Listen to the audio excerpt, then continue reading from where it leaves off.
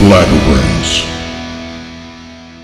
You know, you're by and large pretty clean with your act. You know, you don't rely on that stuff. And that's in today's day and age, in the last 20 years, 20, 30 years, that's really tough to do and is that a conscious effort or is that just who you are? I mean, no, I always wanted to work clean because, you know, you have more opportunities, you know, for, you know, regular like TV and, you know, corporate gigs. And, you know, you can make it a corporate gig where you make it a week or two in a club, you know, and you're not playing all drunk idiots and, you know, getting up early doing press after, you know, doing shows every night.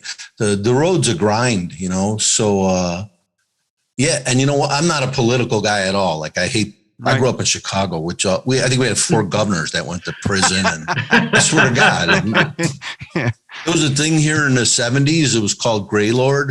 It was an FBI sting operation. Right. I think they locked up 20 Chicago judges because they were taking, you can buy your way out of murder here in the old, like you get 10 grand, you get out of a murder rap. Like Chicago was so corrupt.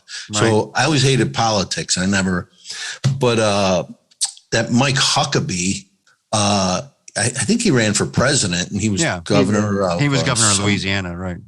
Louisiana. And his daughter was that Sarah Huckabee, the one she was like Trump spokesman. So anyway, he's got this show. It's on the Trinity Broadcast Network down there in Nashville. Right. And they said, hey, you can't even say if you've been divorced. Like they're that clean, tight. Yeah. Right. So I did the show and I was supposed to be at Zany's on Sunday night. And we shot that show on, they ran it Friday and Saturday right before I went to Zany's. And my ticket sales jumped by like 125 just from being on this little Christian show and being clean. Wow. And I'm like, hey, you get your fans wherever you can get them. Okay. Absolutely. Yeah. And they invited me back to do another one. And I'm like, hey, like what the hell? Some of those people, they do those church. I'm not church clean, but I guess for what they pay, those people, you can be church clean, you know, like you'll make it happen. Well, you're bound to get another 7 or 8 fans off of this show too. So no, be in double digits pretty soon. Yeah, we get some decent viewers on our show. So yeah, I'm sure that the funny thing is, it's like, and I come across this all the time, and it's not just you, it's so many people. And I think Mark and I were talking about this before we came on with our first segment is, you know, if you ask someone, hey, did you ever hear of Rocky LaPorte? And they're like, I don't know if I ever heard. But then you show them a picture of you or a video of you. You're like, oh, I know that guy.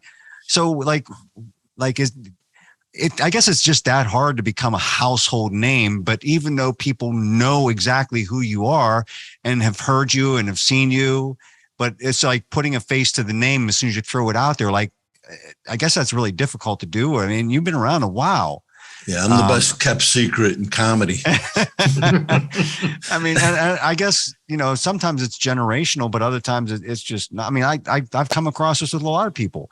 And it's like, hey, have you heard of so-and-so? No, but they did this, they did that, they did. Oh, yeah, I know exactly who you're talking about.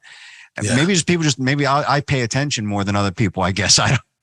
But sometimes people will go, hey, like, you know, like, do I know you, or where did I see you from? Or, you know, most of the time they think I'm like a plumber or a garbage man or something like that.